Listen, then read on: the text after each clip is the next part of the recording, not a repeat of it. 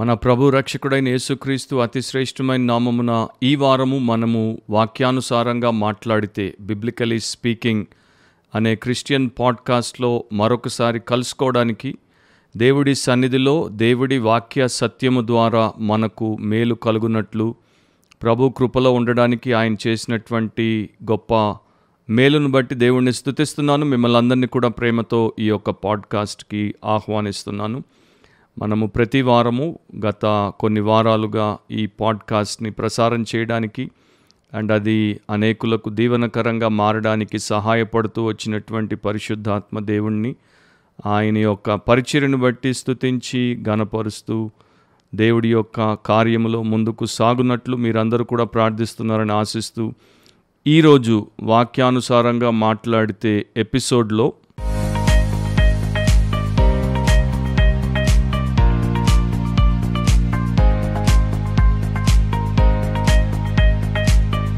మీకు తెలుసా, దేవుడు కొన్ని విషయాలను తన పూర్ణ హృదయంతో, పూర్ణాత్మతో, పూర్ణ మనసుతో, పూర్ణ బలముతో ద్వేషిస్తాడని అండ్ దేవుడు ద్వేషించేటువంటి విషయాలు ఏంటో వాటి గురించి ఆయన ఆల్రెడీ తన వాక్యంలో మనకు తెలియచేస్తూ వాటిని రాయించాడని, ఆయన యందు విశ్వాసం ఉంచి ఆయన్ని వెంబడించడానికి పిలువబడినటువంటి వారు, ఆయన కొరకు సిద్ధపరచబడినటువంటి ప్రియులైనటువంటి దేవుని పిల్లలందరూ కూడా, యేసుక్రీస్తునందున్నటువంటి వారందరూ కూడా దేవుడు ప్రేమించు వాటిని ప్రేమించడానికి, దేవుడు ద్వేషించు వాటిని ద్వేషించడానికే నియమించబడ్డారు.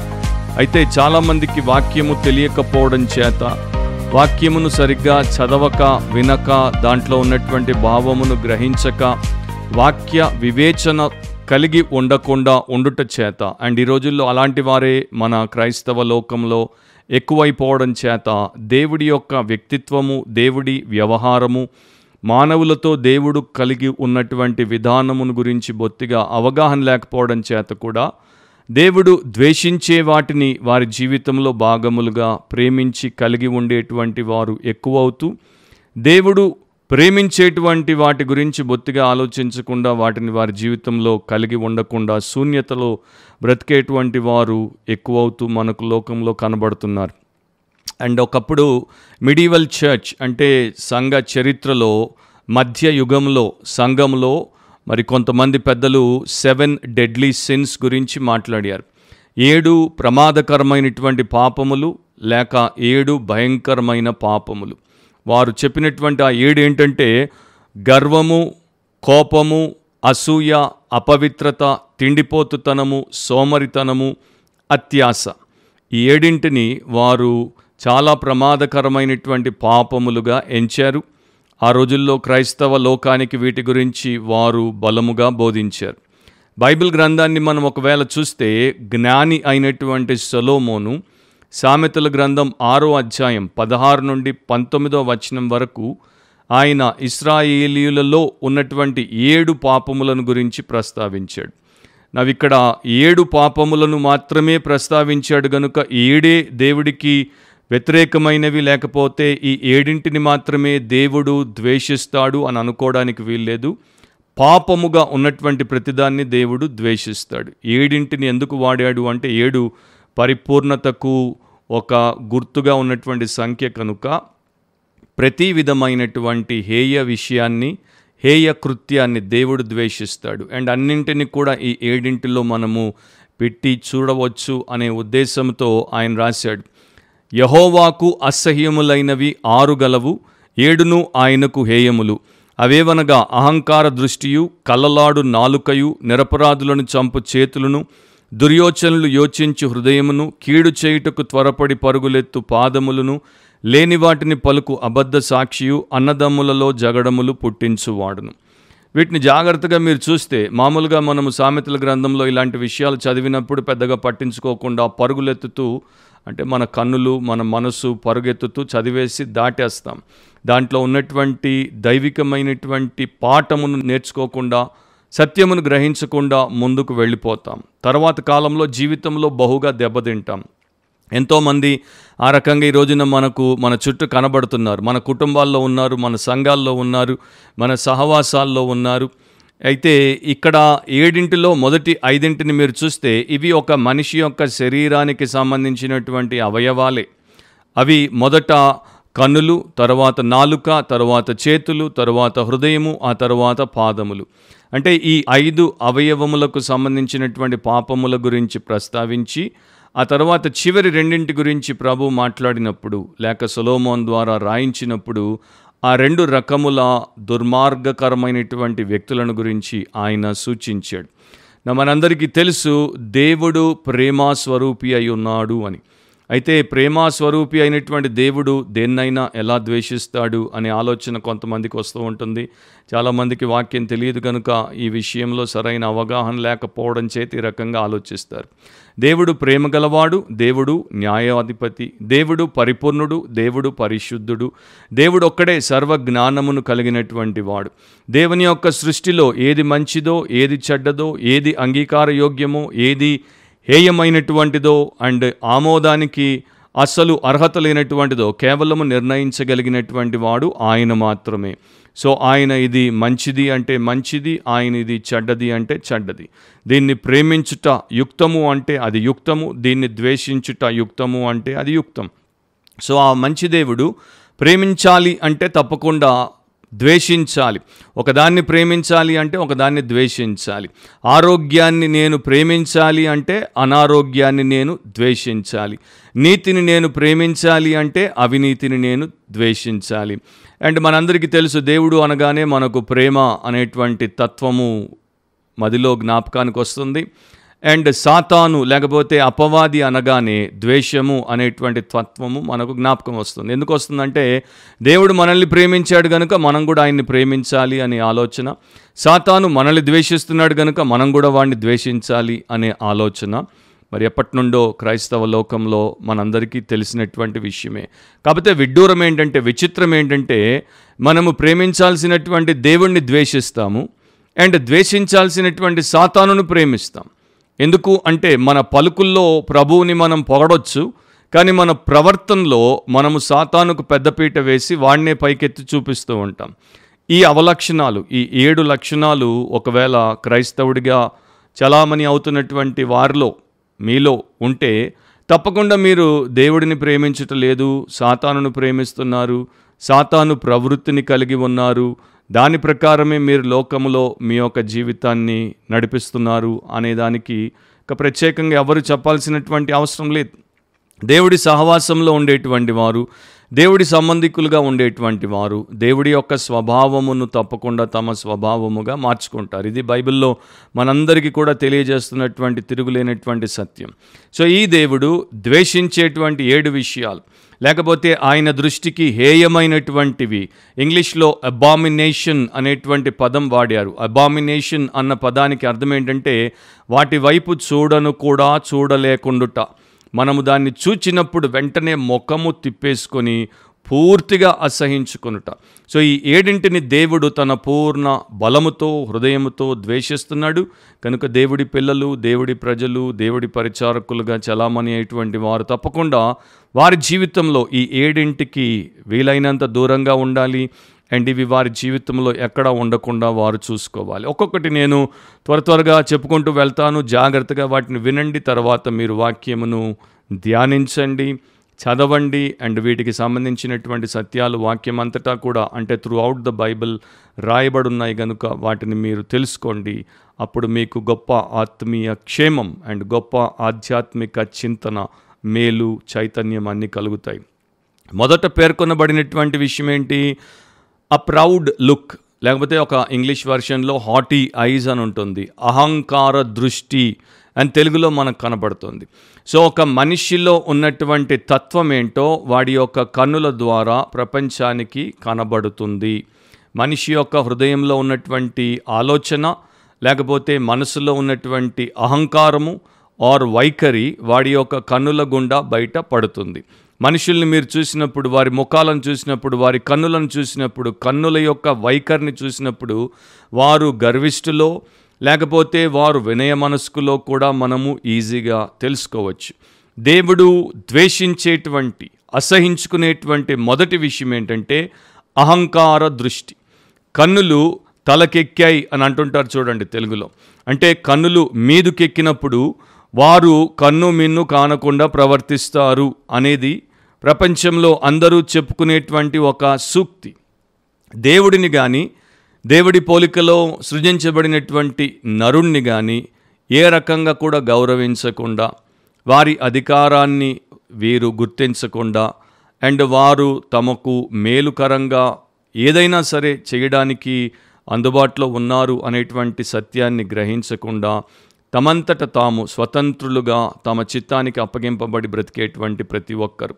వీరిలో ఏముంటుంది అంటే, వీరిలో అహంకారం ఉంటుంది. అహంకారం ఎక్కడైతే ఉంటుందో, ఏ మనిషిలో, ఏ మనసులో అహంకారం ఉంటుందో, ఆ వ్యక్తిలో అవివేకం తప్ప మరి ఇంకేముండదు. ఆ వ్యక్తిలో అంధకారం తప్ప మరి ఇంకేముండదు.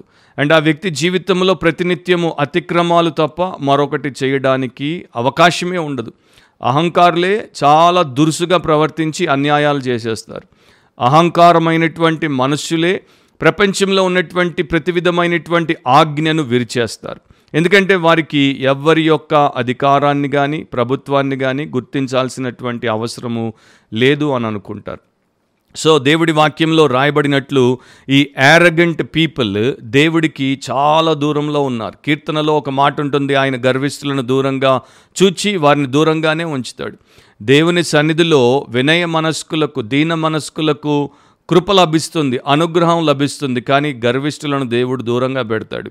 మొదటి గర్విష్ఠిగా పేరుగాంచినటువంటి అపవాది సాతానును దేవుడు తన సన్నిధిలో ఉంచకుండా పరలోకము నుండి ఆ పాపాత్ముడిని పడగొట్టాడు, మనందరికీ తెలుసు. వాడు పడిన తర్వాత ప్రపంచంలో అందరినీ తలాంటి అహంకారులుగా తయారు చేయడానికి కంకణం కట్టుకొని తిరుగుతున్నాడు. అది కూడా దేవుడి వాక్యంలో మనకు తెలుపబడినటువంటి విషయం. సృజించబడినటువంటి జీవి సృష్టికర్తకు వ్యతిరేకంగా, సృజించబడినటువంటి అండ్ పరిధులు కలిగినటువంటి, పరిమితులు కలిగినటువంటి జీవి తనకు హద్దులు ఐపులు లేనట్టు ప్రవర్తించుట అనేది నిజముగా అన్యాయమే కాదు, అది ఒక అవివేకముతో కూడినటువంటి దుర్మార్గపు చర్య. బైబిల్ నిండా మనకు ఉదాంతాలు దేవుడు అనుగ్రహించాడు. ఒక భక్తుడు అన్నాడు, గర్విష్ఠులు వినయము అనేటువంటి బడి నుండి తొలగిపోయినటువంటి వారు, అంటే స్కూల్ ఆఫ్ హ్యూమిలిటీ నుండి డ్రాప్ అవుట్స్గా ఉన్నటువంటి వారు గర్విష్ఠులు. సో వారి జీవితంలో వారు ఏమీ నేర్చుకోలేరు, వారి జీవితంలో వారు సరైనటువంటి రీతిలో ఎన్నటికీ నడుచుకోలేరు. అంతా తమకు తెలుసు అనుకుంటారు, కానీ వారు ఏమీ తెలియని వారి వలె దారి తప్పిపోయేటువంటి వారిగా ఉంటారు. 3 మాటలు నేను మీకు చెప్తాను. లూకా సువార్త 18వ అధ్యాయంలో యేసుక్రీస్తు ప్రభు ఒక స్వనీతిపరుడైనటువంటి గర్విష్ఠి గురించి మాట్లాడినప్పుడు, అతడు క్షమించబడకుండానే దేవాలయం నుండి ఇంటికి పోయాడు అని ప్రకటించాడు. He was not forgiven. So ఆ వ్యక్తి గర్వంతో దేవాలయానికి వచ్చాడు, దేవుడి సన్నిధికి వచ్చాడు, దేవుడి పేరట ప్రార్థన చేశాడు. కానీ దేవుడికి ఇవ్వాల్సినటువంటి ఘనతను ఇవ్వకుండా తన్ను దేవుడి సన్నిధిలో ఇతరుల కన్నా ఎక్కువగా హెచ్చించుకుని తన గర్వాన్ని బయట పెట్టుకున్నాడు. కనుక వాడు క్షమించబడలేదు. లక్షల మంది సంఘాలకు, ఆరాధనలకు రావచ్చు, సభలకు, వాక్య పరిచర్యల కొరకు రావచ్చు, ప్రార్థనల కొరకు రావచ్చు. కానీ గర్విష్ఠులుగా ఉన్నంత కాలము వారు క్షమించబడకుండానే వెళ్ళిపోతారు. ఆ తర్వాత ప్రకటన గ్రంథం 3వ అధ్యాయంలో లవదికీయ సంఘం గురించి ప్రభు మాట్లాడినప్పుడు వారు దేవుడిని విసర్జించినటువంటి వారిగా మనకు చూపిస్తాడు. ఆ వచనం నేను మీకు చదువుతాను. 17వ వచనం, నీవు దౌర్భాగ్యుడవును, దిక్కుమాలిన వాడవును, దరిద్రుడవును, గుడ్డివాడవును, దిగంబరుడవునై ఉన్నావని ఎరుగక నేను ధనవంతుడను, ధనవృద్ధి చేసి ఉన్నాను, నాకేమీ కొదవలేదని చెప్పుకొనుచున్నాం. సో గర్విష్ఠులు ఏమనుకుంటారంటే, మాకేమీ కొదవలేదు, మాకు కావాల్సిందంతా ఉంది, మేమే ఎవ్వరికి తక్కువ వారము కాము, మేమేమీ తీసిపోలేదు. సో వారి యొక్క అవసరాన్ని వారు ఆత్మీయంగా న్యూనత కలిగినటువంటి, ఆత్మీయ శూన్యత కలిగినటువంటి, ఆత్మీయ ఫలము లేనటువంటి వారు, దేవుడి కృప మీద ఆధారపడి బ్రతకాల్సినటువంటి వారు అని గుర్తించినంత వరకు వారి జీవితము అధఃపాతాలనికే వారికి తీసుకుపోతుంటుంది. సామెతలు 16:18 బైబిల్ చెప్తోంది, నాశనానికి ముందు గర్వము నడుచును, పడిపోవుటకు ముందు అహంకారమైన మనస్సు నడుచును. సో గర్విష్ఠులు మేము బలవంతులం అనుకుంటారు కానీ బలహీనులు, గర్విష్ఠులు మేము బుద్ధిమంతులం అనుకుంటారు కానీ బుద్ధిహీనులు, గర్విష్ఠులు మాకంతా ఉంది అనుకుంటారు కానీ ఏమీ లేనివారు, గర్విష్ఠులు మేమే పైనున్నాం అనుకుంటారు కానీ వారే అందరికన్నా ముందు, అందరికన్నా అట్టడుగున పాతాళంలో ఉండేవారు. సో అహంకార దృష్టిని దేవుడు ద్వేషిస్తాడు. అండ్ నీ లైఫ్లో నీవు పరిచారకుడివైనా, క్రైస్తవ దేవుని బిడ్డవైనా, నీ జీవితంలో అహంకారము, గర్వము, పొగరు అనేవి ఉంటే దేవుడు దాన్ని ద్వేషిస్తున్నాడు అనేది తెలుసుకో. రెండవది ఏంటి? అబద్ధములాడు నాలుక, లేకపోతే అక్కడ కలలాడు నాలుక అని ఉంది. ఆ లయింగ్ టంగ్, అబద్ధములాడు నాలుక. అబద్ధము చెప్పేటువంటి వాడికి సత్యము అన్న దాని గురించి ఏ మాత్రము గౌరవము లేదు. అంటే he has no regard for truth. దేవుడు సత్యమై ఉన్నాడు, యేసు ప్రభు సత్యమై ఉన్నాడు, పరిశుద్ధాత్మ సత్యస్వరూపి అయిన ఆత్మ, దేవుడి వాక్యము సత్యము, మనమందరము సత్య సంబంధులము. కానీ మన మధ్యలోనే ఈ రకంగా ఒక్కరిగా గుర్తింపబడి చలామణి అవుతున్నటువంటి వారు తరచూ ప్రతిదానికి అబద్ధం ఆడుతూ ఉంటే, అబద్ధానికి వారి యొక్క నాలుకను అమ్మేసుకొని ఉంటే, అంకితం చేసుకొని ఉంటే, మరి వారు సత్యమునకు అంటే దేవుడికి కానీ వాక్యానికి కానీ దైవ విధానానికి కానీ ఏ రకంగా కూడా లోబడనటువంటి వారు అని బైబిల్లో మనకి స్పష్టంగా చెప్తోంది. సో ఒక వ్యక్తికి కావలసినటువంటి స్వంత ప్రయోజనాల కొరకు వాడి యొక్క ఆలోచన ప్రకారమే వాడు అబద్ధములను చెప్పుకుంటూ వెళ్ళిపోతాడే తప్ప, అలవాటు ప్రకారం అబద్ధాలు చెప్పుకుంటూ వెళ్ళిపోతాడే తప్ప, ఇంకో రకంగా చెప్పాలంటే దీన్ని కొంతమంది మరి మానసిక శాస్త్రవేత్తలు ఒక రోగంగా, ఒక రుగ్మతగా కూడా చెప్తారు. బట్ ఇది ఒక ప్రధానమైనటువంటి పాపము. ఆ పాపము తర్వాత ఇది ఒక రోగం అని మీరు అనుకోవచ్చు. దీన్ని సైకోపాథిక్ పర్సనాలిటీ అంటారు. అంటే నిరంతరము అబద్ధాలనే ఆసరాగా చేసుకొని బ్రతికేటువంటి వారిని సైకోపాథిక్ పర్సనాలిటీ కలిగిన మనుషులు అంటారు. సామెతలు 12:22లో అబద్ధమాడు పెదవులు యెహోవాకు హేయములు, సత్యవర్తనులు ఆయనకిష్టులు. స్పష్టంగా దేవుడు చెప్పాడు ఆయన ఎవరిని ఇష్టపడతాడు, ఆయన ఎవరిని ద్వేషిస్తాడు. అబద్ధమాడేటువంటి వారిని ద్వేషిస్తాడు, అబద్ధమాడే పెదవులను ద్వేషిస్తాడు, సత్యాన్ని కలిగి జీవించి పలికేటువంటి వారిని ప్రేమిస్తాడు. సో నేను దేవుడికి ఇష్టడిగా ఉండాలి అంటే దేవుడిలాగా సత్యవంతుడిగా ఉండాలి, సత్యవంతురాలిగా ఉండాలి, సత్యమే మాట్లాడాలి. ప్రాణం మీదకి వచ్చినా, ప్రాపర్టీ పోయేటువంటి పరిస్థితులు వచ్చినా, లేకపోతే పరువు పోతుంది అనేటువంటి దారుణమైనటువంటి స్థితిలో నీవు ఉన్నా కూడా యథార్థతనే నీవు కలిగి సత్యమునే పలకాలి తప్ప అబద్ధమును ఎట్టి పరిస్థితుల్లో ఆధారముగా చేసుకోకూడదు. దేవుడిని ఆధారం చేసుకున్నవాడు ఆశీర్వదించబడతాడు. అబద్ధాన్ని ఆధారం చేసుకున్నవాడు నట్టేట మునిగి నశించిపోతాడు. సో మనము మొదటి నుండి చూస్తే ఆ ఏదైనా వనంలో ఆది మానవులు లేకపోతే మొదటి మానవులైనటువంటి ఆదాము హవ్వల దగ్గరికి సాతాను అబద్ధమునకు జనకుడైనటువంటి వాడు వచ్చినప్పుడు వారు దేవుడి యొక్క ఆజ్ఞను విరిచివేయడానికి, అవిధేయతలో పడి అక్రమంలోనికి రావడానికి అబద్ధమునే వినియోగించాడు. దేవుడు సత్యం చెప్తే అపవాది వచ్చి అబద్ధం చెప్పాడు. వారు సత్యాన్ని నమ్మకుండా అబద్ధాన్ని నమ్మారు కనుక వారు అధపాతాళానికి తొక్కివేయబడ్డాడు. అండ్ గుర్తుపెట్టుకోండి, ఎప్పుడైనా సరే మనము ఒక అబద్ధము ద్వారానే పాపమును జరిగిస్తాము అండ్ ఒక అబద్ధము ద్వారానే పాపమునకు ఆధారాన్ని కల్పిస్తాం. Without a lie there is no support for sin. So ప్రపంచంలో క్రైస్తవ సంఘంలో చాలామంది అబద్ధముల ద్వారానే పాపాలను కంటిన్యూ చేస్తున్నారు అండ్ వాటికి కావాల్సినటువంటి ప్లాట్ఫామ్ని తయారు చేస్తున్నారు. ఇక్కడ మనము యాకోబు అనేటువంటి దేవుడి చేత ఏర్పాటు చేయబడినటువంటి వ్యక్తిని కూడా ఆదికాండంలో చదువుతాం.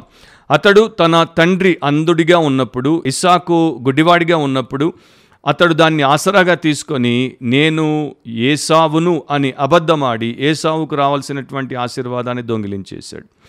ఏం విత్తుతామో దాన్నే మనం కోస్తామని బైబిల్ చెప్తోంది కదా. తరువాత ఇతడు తన తండ్రికి అబద్ధం చెప్తే ఇతని యొక్క 11 మంది కొడుకులు ఇతడి యొక్క ప్రియమైనటువంటి కుమారుడైనటువంటి యోసేపును అడవి మృగాలు తినేశాయని అబద్ధం చెప్పారు.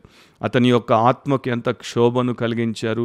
అనేక సంవత్సరాలు ఆ బాధతో అతడు బ్రతకాల్సి వచ్చింది. సో గుర్తుపెట్టుకోండి, ఉట్టిగే మన పాపము పోదు, అది దాని యొక్క పర్యావసానాలను తీసుకుని వస్తుంది. ఆ తర్వాత మనం చూస్తే పొతీఫర్ యొక్క భార్య చాలా మర్యాదస్తుడిగా, నీతిమంతుడిగా, దేవునికి భయపడినటువంటి వ్యక్తిగా జీవించినటువంటి యోసేపు తన పాపమునకు ఒప్పుకోలేదని చెప్పి అబద్ధమాడి అతన్ని ఒక నేరస్తుడిగా అతని మీద నింద మోపి అతన్ని చెరసాలకు పంపించింది. బైబిల్ నిండా దేవుడు వీటిని ఎందుకు రాయించాడు అంటే దేవుడు దేనిని ద్వేషిస్తాడో, ఏవి దైవ కార్యములకు ఆటంకములుగా అండ్ ఏవైతే దేవుడి యొక్క క్షేమాన్ని కలిగి ఉండవో అలాంటి విషయాలు మనం నేర్చుకొని వాటి ప్రకారము మనము వాటిని అవాయిడ్ చేసి వాటిని మనము తొలగించుకొని బ్రతకడానికి. హామాను అబద్ధమాడి ఒక జనాంగమంతటిని కూడా, యూదా జనాంగమంతటిని కూడా నాశనం చేద్దామని రాజైనటువంటి అహష్వేరోషు దగ్గర తన యొక్క పన్నాగానికి లేకపోతే కుట్రకు అతడు సమయం చూసి అవకాశాన్ని సంపాదించి దాన్ని సంతకం చేయించుకున్నాడు. సో దాని ప్రకారం మనం చెప్పుకుంటూ పోతే మత్తయి సువార్తలో 11వ అధ్యాయంలో యేసుక్రీస్తు ప్రభువుకి వ్యతిరేకులుగా ఉన్నటువంటి వారు ఆయనను అబద్ధముగా నిందించారు. ఆయన్ని తిండిపోతన్నారు, మద్యపాని అన్నారు, సుంకర్లకు పాపులకు స్నేహితుడు అన్నారు. మరి ఆయన మీద నానా రకాలైనటువంటి అబద్ధపు అభాండాలను మోపారు. తర్వాత యేసుక్రీస్తు ప్రభు మీద అబద్ధములతో ఆయనను సిలువ వేయించారు.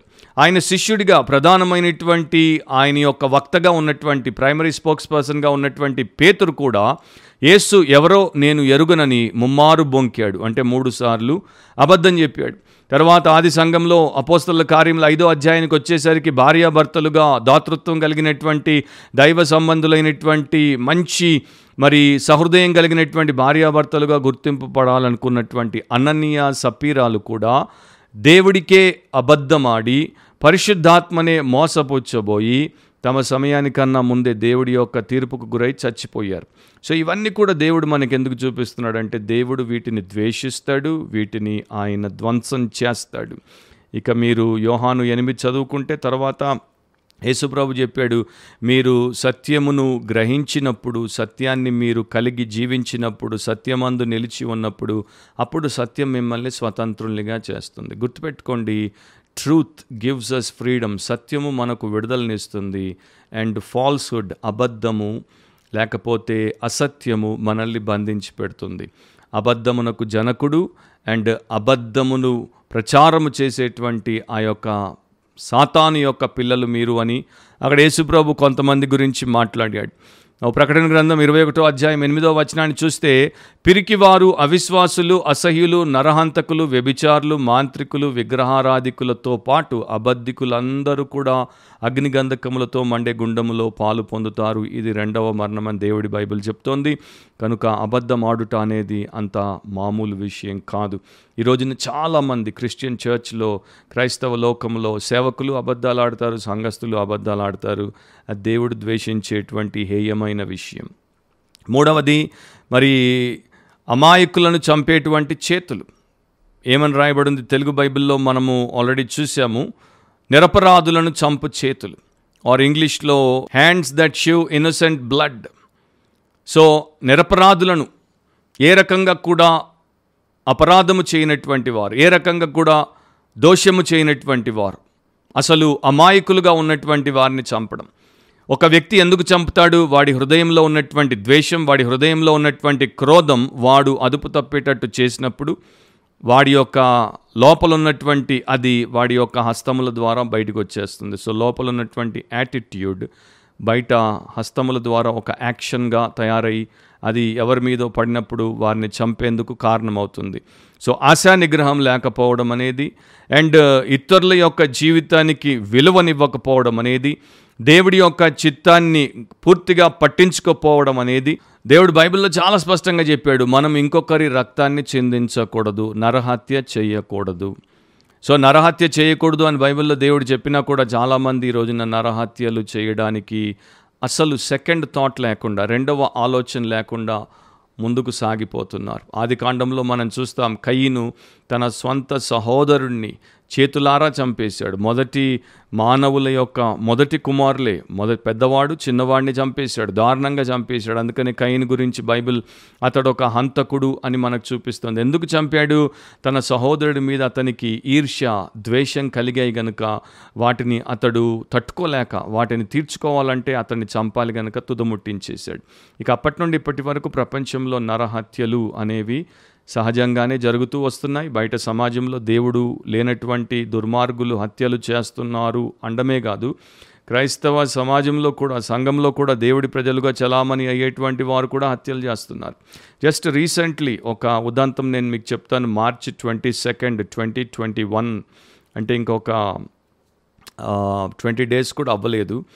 ఆ ఉదంతం ఎంత దారుణమైందంటే, అమెరికాలో ఒక పాస్టర్, ఆయన పేరు డేవిడ్ ఇవాన్స్, 50 సంవత్సరాల వయసు కలిగినటువంటి పాస్టర్ని ఆయన భార్య ఆయనకు తెలియకుండా మరొకటితో అక్రమ సంబంధం పెట్టుకోవడం చేత మరి ఆయన వేరే చోటకి దేవుడి సేవ కొరకు సువార్త పని కోసం మిషన్ ట్రిప్ మీద వెళ్ళినప్పుడు ఆ భార్య తనతో అక్రమ సంబంధం పెట్టుకున్నటువంటి వాడితో కలిసి ఇతని హత్యకు ఒక ప్రణాళిక వేసి ఈయన యొక్క ఓన్ తుపాకీలో ఆయన యొక్క మందుగుండునే పెట్టి, బుల్లెట్స్నే పెట్టి, ఆయన ఇంటికి వచ్చినప్పుడు ఆయనకి తెలియకుండా బయట ఉన్నటువంటి మెయిన్ డోర్ తెరిచి ఈ దుండగుడు లోపలికి వచ్చి ఆయన ఏమరపాటుతో ఉన్నప్పుడు ఆయన తల్లో ఆయన ఓన్ పిస్టల్తో ఆయన బుల్లెట్ని కాల్చి చంపడానికి ఏర్పాటు చేసింది.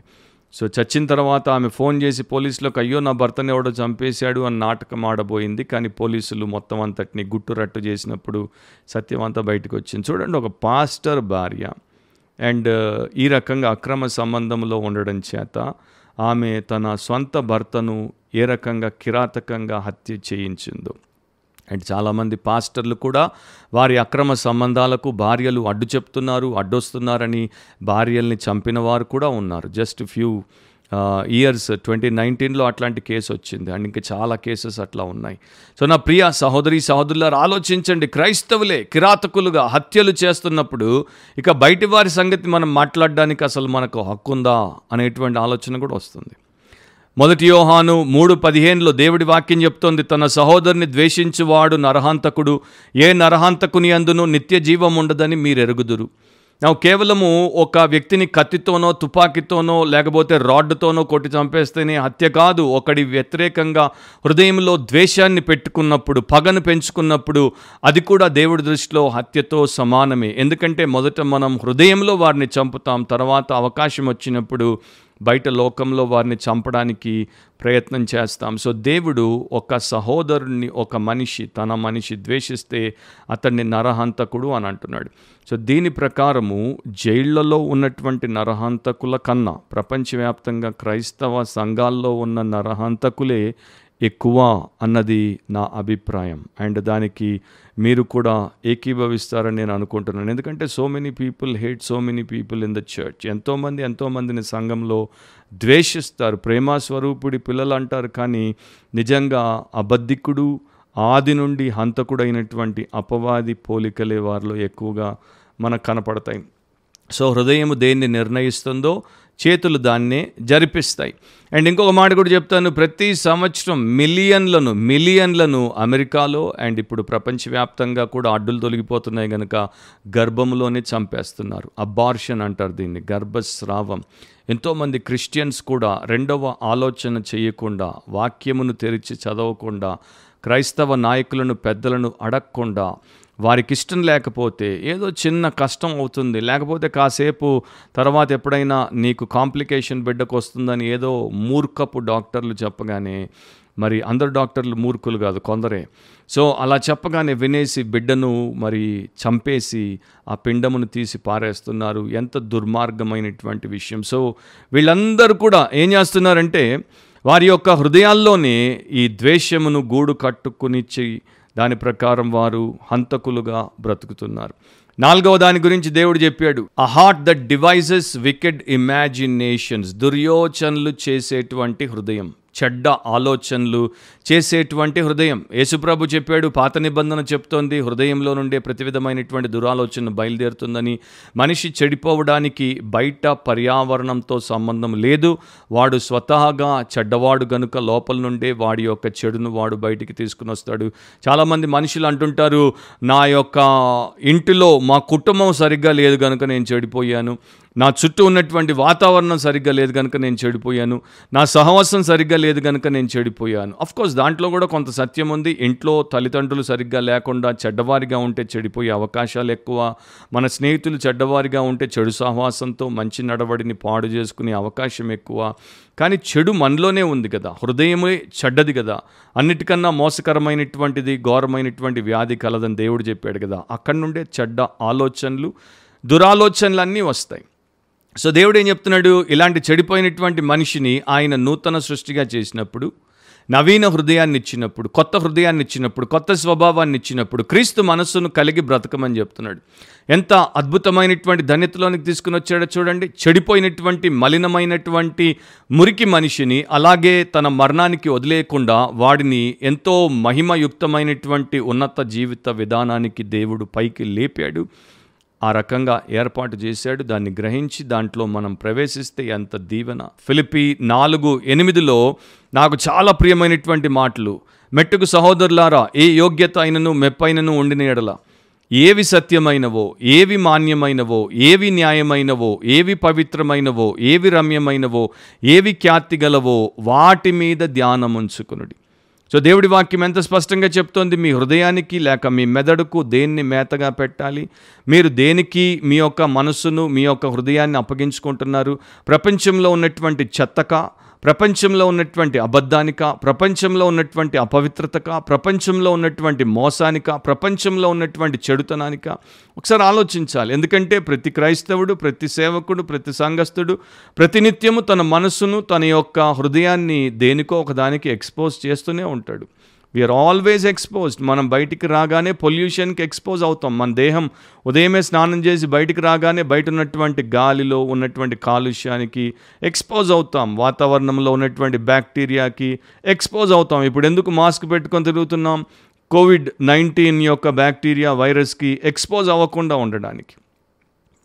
ఈ విషయంలో ఇంత జాగ్రత్త తీసుకునేటువంటి వారం మనస్సు, హృదయము, ఆత్మ విషయాల్లో ఎందుకు జాగ్రత్తలు తీసుకోం? సో దేన్నైతే చూస్తామో దాన్నే చేస్తాం, దేన్నైతే ఆలోచిస్తామో దాన్నే బ్రతుకుతాం. అది బైబిల్ చెప్పేటువంటి ఒక గొప్ప సత్యం.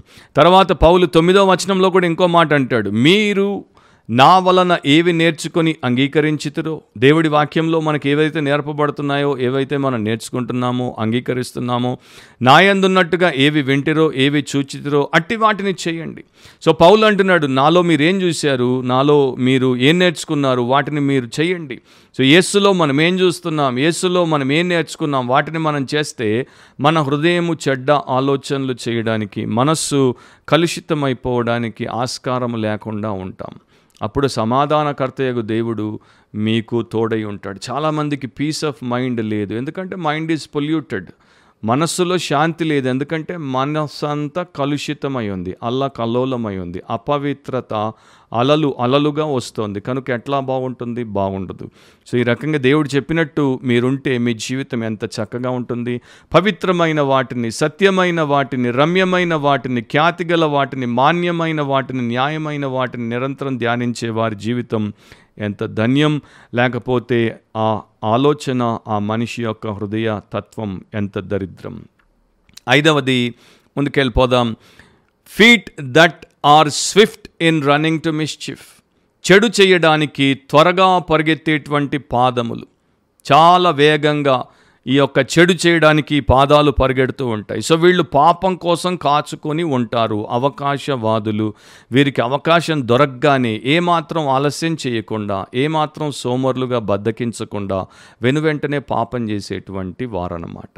సో నాగుపాముకి అవకాశం దొరకగానే అది ఎట్లా ఆ యొక్క స్ప్లిట్ సెకండ్లో కాటేసిపోతుందో అదే ప్రకారం వీళ్ళు కూడా పాపం చేయడానికి సిద్ధంగా ఎల్లప్పుడూ ఉంటారు. సో వీళ్ళు ఎట్టి పరిస్థితుల్లో పాపం చేసేటువంటి అవకాశం వస్తే దాన్ని వదులుకోరు. అండ్ ఈ రోజున చాలామంది ఇలాంటి వారే ఉన్నారు కదా. దేవుడు అంటే భయము లేకుండా, ప్రభు అంటే ప్రేమ లేకుండా, వాక్యం పట్ల అంకిత భావం లేకుండా, దేవుని యొక్క గొప్ప లక్ష్యం పట్ల వారిని వారు అప్పగించుకోకుండా ఉన్నటువంటి సోకాల్డ్ క్రైస్తవ లోకంలో ఉన్నటువంటి వారందరూ కూడా అవకాశవాదులే. అతిక్రమాన్ని వారి జీవితంలో జరిగించుటకు అవకాశవాదులే. గెహజీ అవకాశాన్ని చూశాడు. ఎలీషా ఇది డబ్బులు సంపాదించుకోవడానికి, ఆస్తులు సంపాదించుకోవడానికి, దుస్తులు సంపాదించుకోవడానికి, వెండి బంగారాలు సంపాదించుకోవడానికి సమయమా అని చెప్పి గట్టిగా గదమాయించి నయమానును పంపించేస్తే గెహజీ అతన్ని చూసి అతడు రథమెక్కిపోతుంటే అతని వెంట పడి పరుగులు తీశాడు. అతని దగ్గరికి పోయి అబద్ధం ఆడాడు. అతని దగ్గర ఉన్నటువంటి ఆ యొక్క ఆయన ఇచ్చినటువంటి ఆ వస్తు సామాగ్రిని తెచ్చుకున్నాడు. సో వాడు పాపము చేయడానికి ఎలా పరుగులు తీశాడో బైబిల్లో మనకు చూపించబడింది. గెహజీకి మరి కుష్ఠరోగం వచ్చింది. యేసును, ప్రాణప్రియునటువంటి యేసు ప్రభును 30 వెండి నాణ్యాల కొరకు అమ్ముకోవడానికి త్వరపడి పరుగులు తీసినటువంటి ఇస్కరియోతు యూదా అంతం ఏ రకంగా వచ్చిందో మనందరికీ తెలుసు. అపొస్తలులైనటువంటి పౌలు లాంటి గొప్ప భక్తుడితో, దేవుడి సేవకుడితో సహవాసంలో ఉంటూ సేవలో తిరుగుతూ కూడా దేమా ఇహలోకాన్ని స్నేహించి తెస్సలోనికాకు పరుగులు తీసేటట్టు తన పాదముల మీద పడి పరుగులు తీశాడు. అండ్ ఈరోజు చాలామంది they are running swiftly to sin. చాలామంది పాపం చేయడానికి పరుగులు తీస్తున్నారు. బహుశా మీ పరిస్థితి అట్లాగే ఉంటే దేవుడు వాటిని ద్వేషిస్తున్నాడని జాగ్రత్తగా గుర్తుపెట్టుకోండి. ఆ తర్వాత ఫాల్స్ విట్నెస్, అబద్ధ సాక్షి, కూట సాక్షి. ఇతరుల మీద మనము అన్యాయముగా అబద్ధములను లేకపోతే నిందలను మోపి వారు చేయని వాటిని వారు చేసినట్టు, వారిలో లేని వాటిని వారిలో ఉన్నట్టు చూపించేటువంటి వారంగా ఉండుట. అబద్ధమును మనము చెప్పకూడదు. నిర్గమాకాండం 20లో దేవుడు చెప్పాడు, మనము అబద్ధ సాక్ష్యాన్ని పలకకూడదు. సామెత 19:9లో బైబిల్ చెప్తోంది, కూట సాక్షి శిక్ష నొందకపోడు, అబద్ధములు ఆడువాడు నశించును. సో తప్పకుండా దేవుడు వీటిని లెక్కలోనికి తీసుకుంటాడు. వాటిని ఆయన తీర్పు తీర్చి శిక్ష విధిస్తాడు. యేసు ప్రభు మీద వారు అబద్ధ సాక్షులను ప్రవేశపెట్టారు. కనుకనే వారి యొక్క అబద్ధ సాక్ష్యాన్ని బట్టి అమాయకుడైనటువంటి, ఏ అన్యాయమే చేయనటువంటి యేసును వారు శిక్షకు అప్పగించారు. మీరు అపోస్తలుల కార్యములు 6వ అధ్యాయం చదివితే దాంట్లో కూడా స్టెఫెను, విశ్వాసము పరిశుద్ధాత్మ పూర్ణుడైనటువంటి స్టెఫను, భక్తిపరుడైనటువంటి స్టెఫను మీద వారు అబద్ధ సాక్షులను ప్రవేశపెట్టి ఆయనను అబద్ధముగా నిందించి పట్టుకొని ఆయనను చంపారు. సో నా ప్రియ సహోదరి సహోదరులు, చెప్పుకుంటూ పోతే చాలా ఉన్నాయి. ఈ రకంగా ప్రపంచం ప్రస్తుతము ఈ యొక్క దేవుడు ద్వేషించేటువంటి అవలక్షణాలతోనే సర్వనాశనం అయిపోతుంది. అండ్ నాకు బాధ కలిగించేటువంటి విషయం ఏంటంటే, క్రైస్తవ సంఘంలో కూడా ఈ లక్షణాలు ఈ రోజుల్లో విస్తృత స్థాయిలో మనకు కనపడుతున్నాయి. గర్విష్ఠులు మనకు కనపడుతున్నారు, అబద్ధికులు మనకు కనపడుతున్నారు, నిరపరాధులను చంపేటువంటి వారు, భార్యలను కొట్టేటువంటి వారు, అండ్ ఒకరినొకరు కొట్టుకునేటువంటి వారు మనకు కనపడుతున్నారు. చెడ్డ ఆలోచనలతో వచ్చి ఆరాధనలు చేసేవారు, బయటికి పోయి చెడ్డ ఆలోచనలతో పాపాలు చేసేవారు. మీకు తెలుసా, ఒక సంగతి అమెరికాలోనే జరిగింది. ఒక అమ్మాయిని ఒక చర్చిలోనే బంధించి పెట్టి 3 దినాలు రేప్ చేశారు. ఒక చర్చ్ బిల్డింగ్లో ఒక అమ్మాయిని, అదే సంఘానికి సంబంధించినటువంటి ఒక అమ్మాయిని పట్టుకొని బంధించి 3 దినాలు రేప్ చేస్తూ వచ్చారు. అంటే వారి యొక్క హృదయాలు ఎంత చెడిపోయి చెదబట్టాయో నేను ఇక మీకు చెప్పాల్సిన అవసరం లేదు. బహుశా మీరు బావిలో కప్పల్లాగా ఈ తెలుగు రాష్ట్రాల్లో ఇక్కడ వరకే మీ యొక్క ఆలోచనతో బతుకుతున్నారేమో, కానీ ప్రపంచమంతటిని తెలుసుకున్నటువంటి, చుట్టొచ్చినటువంటి వ్యక్తిగా బయట ఏం జరుగుతుందో 776 కోట్ల ఈ లోకంలో ఎవరు ఏం చేస్తున్నారో పరిశీలించేటువంటి వ్యక్తిగా అవన్నీ నేను దిగమింగుకోలేనటువంటి సత్యాలు. సో ఇక కొన్నింటిని చెప్పను కూడా చెప్పలేం, అవాచ్యమైనటువంటివి అని పౌలు బైబిల్లో చెప్తాడు కదా. ఆ రకమైనటువంటి సంఘటనలు, సన్నివేశాలు ఈ రోజున మన చుట్టూ జరుగుతున్నాయి. అలాంటి దుర్దశలో బ్రతికి ఉండుట చాలా బాధాకరమైనటువంటి విషయం. ఇక చివరిది, he who sows discord among the brethren, అన్నదమ్ముల మధ్యలో జగడాలు పెట్టేవాడు. అన్నదమ్ముల మధ్యలో, ఓన్ ఫ్యామిలీలో జగడాలు పెట్టేవారు ఉన్నారు, అక్క చెల్లెల మధ్యలో జగడాలు పెట్టేవారు ఉన్నారు, తర్వాత భార్యాభర్తల మధ్యలో జగడాలు పెట్టేవారు ఉన్నారు. మరి ముఖ్యంగా క్రైస్తవ సంఘంలో దేవుడి పిల్లల మధ్యలో, సేవకుల మధ్యలో అండ్ సంఘస్థుల మధ్యలో జగడాలు పెట్టేవారు ఉన్నారు. అపవాది ఎప్పుడు కూడా విభజించి పాలించుటకు ప్రయత్నం చేస్తాడు. దేవుడు ఎప్పుడు కూడా ఐక్యపరిచి వారి ద్వారా తన యొక్క మహిమ కార్యములను జరిగించడానికి ప్రయత్నం చేస్తాడు. సహోదరులు ఐక్యత కలిగి ఉండుట ఎంత మేలు, ఎంత మనోహరం. అది దేవుని వాక్యం. సమాధానపరచువారు ధన్యులు, వారు దేవుని కుమారులు అనబడుదురు, అది దేవుని వాక్యం. కానీ సాతాను జొరబడినప్పుడు తప్పకుండా మొదట చీలుస్తాడు, అన్న తమ్ముళ్ళ మధ్యలో జగడాలు పెడతాడు, ఉన్నవి లేనివి కల్పిస్తాడు, వారి మనసు వీరి మనసు కొండెములతో నింపుతాడు. అండ్ చాలామంది దేవుడికి, వాక్యానికి, ఆత్మకు అప్పగించుకోకపోవడం చేత అపవాది యొక్క కుతంత్రములకు నశించి వారిని వారు ఆహుతి చేసుకునేటువంటి పరిస్థితిలోనికి వెళ్ళిపోతారు. అబ్రహాంలో, విశ్వాసానికి జనకుడైనటువంటి, పితరుడైనటువంటి అబ్రహాంలో మనం ఒక మంచి లక్షణాన్ని చూస్తాం. సహోదరుడి మీద అతడు యుద్ధానికి వెళ్లకుండా, అంటే లోతు అనేటువంటి తన సహోదరుడికి, తనకు, తన కాపర్లకు, అతని కాపర్లకు మధ్యలో ఒక వ్యాజ్యం వచ్చినప్పుడు అతడు నువ్వు ఎట్టుపోతే ఆ తర్వాత నేను దానికి ఆపోజిట్ డైరెక్షన్లో పోతానని చెప్పాడు. జగడం ఆడడానికి ఇష్టపడలేదు. సో అబ్రహాం ఎలాంటి వాడు అంటే సహోదరుల మధ్యలో జగడములు ఉండకూడదు అని బలంగా నమ్మినవాడు. ఆయనే విశ్వాసులకు మూలపితరుడిగా ఉన్నాడు కదా. మరి మనం విశ్వాసులముగా మన సంఘాల్లో, మన కుటుంబాల్లో సహోదరుల మధ్యలో జగడాలను కలిగి ఉండకుండా, పెట్టకుండా, అండ్ అలాంటివి జరుగుతున్న వాటిని ఆపు చేసేటువంటి వారంగా ఉండాలి. కానీ విచిత్రం ఏంటంటే ఈ రోజున చాలామంది వారే లేని చోట కూడా ఉన్నట్టుగా జగడాలు పుట్టించి వాటిని పెంపొందిస్తున్నారు. 7 మంది ఆత్మపూర్ణులైనటువంటి పరిచారకులు ఆది సంఘంలో ఏర్పాటు చేయబడినప్పుడు మరి యొక్క గ్రీకు దేశపు అండ్ యూదా మత భాష మాట్లాడేటువంటి, హెబ్రీ భాష మాట్లాడేటువంటి విధవరాండ్ల మధ్యలో వీరిని సరిగ్గా చూడట్లేదు, వీరిని పక్షపాత బుద్ధితో చూస్తున్నారు, వీరిని ఎక్కువగా చూస్తున్నారు అన్న వివాదం పుట్టినప్పుడు ఈ 7 ఆ యొక్క బ్రదరన్ మధ్యలో ఉన్నటువంటి సమస్యను, ఆ జగడాన్ని తొలగించి వారిని ఆత్మయందు సమాధానపరిచారు. అపోస్తులైనటువంటి పౌలు కూడా కొరింథులో మరి క్రైస్తవులు ఒకరి మీద ఒకరు తిరుగుబాటు చేసి కొట్టుకునేటువంటి పరిస్థితులు వచ్చినప్పుడు వారిని యేసు ప్రభువుని గురించి జ్ఞాపకం చేసి ప్రేమ గురించి మాట్లాడి వారిని సమాధానపరిచాడు. సో లాస్ట్ డేస్లో మనము సమాధానపరిచేటువంటి వారంగా ఉండాలి. సమాధాన సువార్తను ప్రకటిస్తున్నాం. సమాధానకర్తయగు అధిపతికి మనం శిష్యులంగా ఉన్నాం. దాని ప్రకారం మనం జీవించాలి. సో ఈరోజు మనం విన్నాం 7 విషయాలు దేవుడు ద్వేషించేవి. ఈ 7 విషయాలు మీ జీవితంలో ఉండకుండా, మీ మనసులో, మీ హృదయంలో, మీ యొక్క ఆత్మలో, మీ కుటుంబంలో, మీ సంఘంలో లేకుండా మీరు చేసుకుంటే మీరు ధన్యులవుతారు. దేవుడు మహిమపరచబడతాడు, గొప్ప మేళ్లతో మిమ్మల్ని నింపుతాడు. అండ్ ఆ మేళ్ళు మీ లైఫ్లో నుండి, మీ సేవలో నుండి, మీ సాక్ష్యంలో నుండి ఉప్పొంగి పారి ఇతరులకు గొప్ప దీవెనకరంగా మారుతాయి. So never forget that God hates these 7 things and we must delete these 7 things out of our life and out of our system. So ఈ 7 మనము ద్వేషిద్దాం అండ్ ఈ 7 ధ్వంసం చేద్దాం. దేవుడి దీవెనలో కొనసాగుదాం. అలాంటి కృప దేవుడు మీలో ప్రతి ఒక్కరికి అనుగ్రహించునుగాక.